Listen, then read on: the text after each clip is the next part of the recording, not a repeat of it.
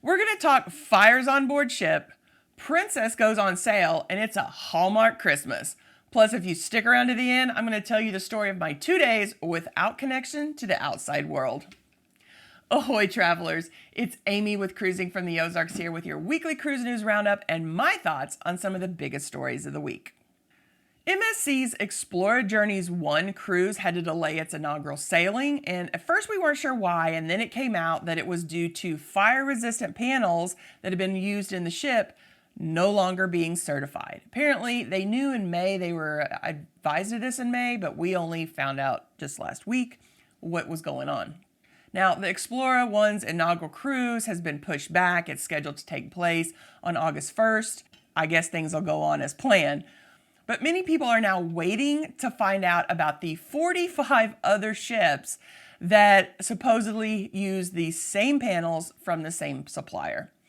And of course, this does bring up questions on which ships are included in that 45, and will they need to be refitted as soon as possible?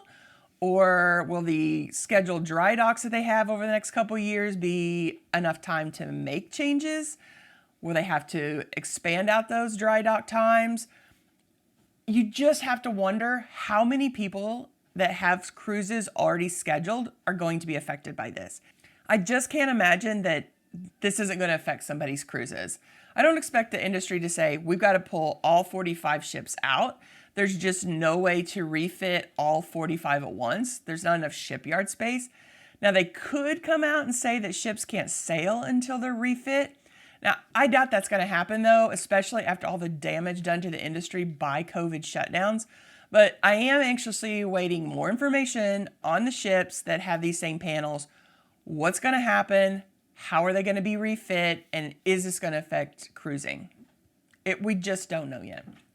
Do you have any cruises planned that you're worried could be affected by this? Comment below. I know I do. We've got 4 cruises booked, and some of those ships are from the same ship lines that use those panels, so I'm a little worried. Now, if you're a fan of cruising and Hallmark Christmas movies, then you're going to be excited to find out that Hallmark has announced its first ever Hallmark Channel Christmas cruise. The cruise is going to sail to the Bahamas November 5th through 9th in 2024 on the Norwegian Gem. There's going to be all kinds of Hallmark-style activities. So all those things that you see them do in the movies, that's the kind of stuff they're going to be available on the Gem.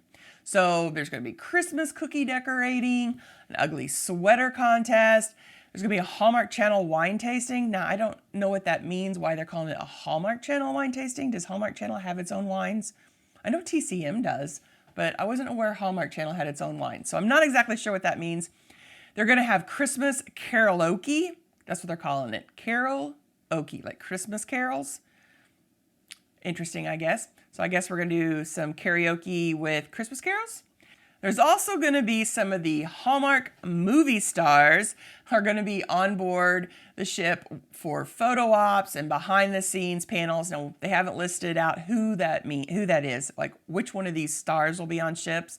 But fans are going to have the exclusive opportunity to attend the premiere of a new Hallmark Channel movie on board. And I wonder if it's the stars from that movie, possibly. But for more information and to sign up, go to hallmarkchannelcruise.com. Will you be one trying to get on the Hallmark Channel Christmas cruise? Honestly, can see this being a sold-out cruise.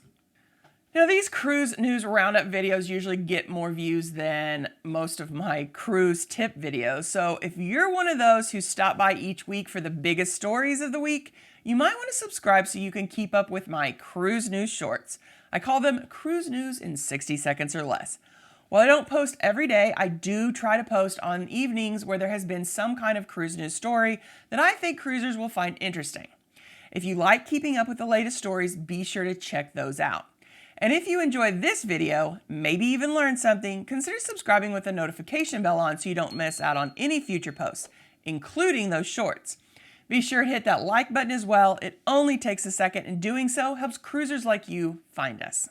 If you're looking at booking a cruise on Princess, they're launching a Score for 24 sale. This is offering savings on 2024 sailings, including fares as low as $399 per person for a 7-day Western Caribbean voyage. It's pretty good especially for a princess cruise, right? This will be the lowest fares of the season for sailings on board princess ships in 2024. There are a variety of itineraries to choose from, including Caribbean getaways, European river cruises, and expeditions to remote destinations. Third and fourth guests sail free on select voyages as well. The offer is available until September 5th, 2023, so get to booking. And finally, we get to story time with Amy. So we had some big storms that came through Wednesday night, or well, really early Thursday morning. Now, I work nights, and so I was up and I was monitoring these storms, and we had a tornado warning for our area right around 1 a.m.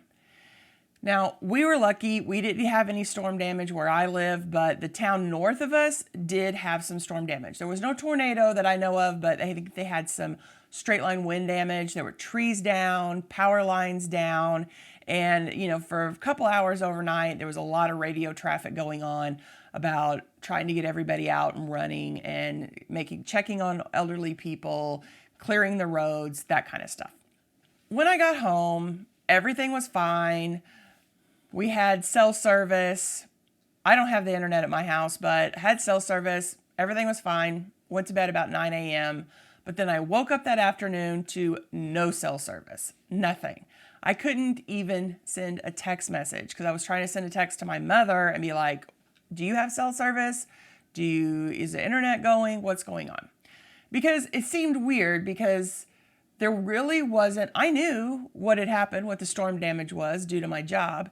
And there hadn't been anything that I had heard of that had caused any damage to internet or cell towers or anything like that. And when the storms were well over when I went to bed that morning, couldn't understand why I woke up in the afternoon and there's nothing. Now, I live in the middle of nowhere. My nearest neighbor is a half a mile away, and there's not that many people that live out here. And people who live in the middle of nowhere don't get good internet service, right? I can't get internet at my house at all. I have cell only. I use it as a hotspot, and that's how I post everything on the internet. It's how I get on the internet to look things up. It's how I stream videos, everything, right? So when you don't have cell service, you have no connection to the outside world. I have been on Starlink's waitlist for over a year, since June of last year. And I went and checked recently, and now they're saying maybe December we'll get Starlink. So every time there's a story about new cruise ships getting Starlink, I'm a little bitter because apparently there's too many people in our area that are already using Starlink. So until they get more satellites up, we can't get Starlink. My parents are also on the list. I don't know how many people are, but we just live in the middle of nowhere. You just can't get good internet. There's no fiber internet out here, no high-speed internet. But I did go to my mom's that afternoon because she has some internet. It's not very good. It's really bad, but it's at least some connection. So I went over there. No, her internet's out too. Now, she had called the service provider who said it should be fixed sometime after 6 p.m. Well, this was close to 6 when I went over there.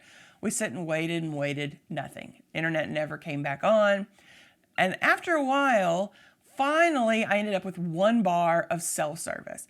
But it wasn't even like 1 bar you can actually do stuff. It was like 1 bar you can send a text message.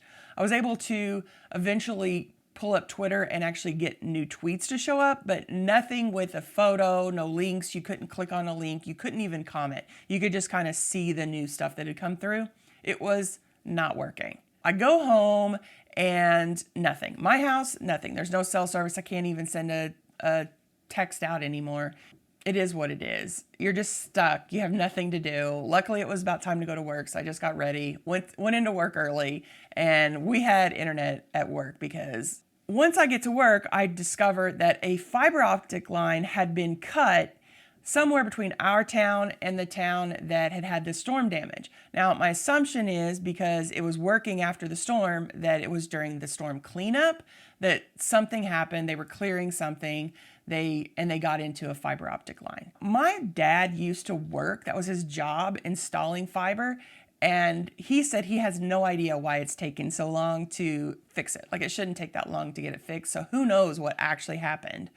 But it wasn't until the next day, so yesterday, Friday, that we discovered that this fiber optic line had not only taken out the internet, it had taken out 70 cell towers. So cell towers were affected by this. Now that affected people in like over 100 miles to the east of us. So I guess it was just a line of towers. I don't know if it was all mobile networks, but I have AT&T and we were definitely affected. We heard that they were working on fixing it. There was some talk about bringing in mobile towers to address the area, but nobody's going to bring a tower out to the 10 or 15 homes where I live. That's not going to happen. They're bringing them to the towns in the area. So it wasn't a big deal to me. I got off work Friday morning and I went to the big city, which is an hour and a half away, to do some shopping, got my nails done.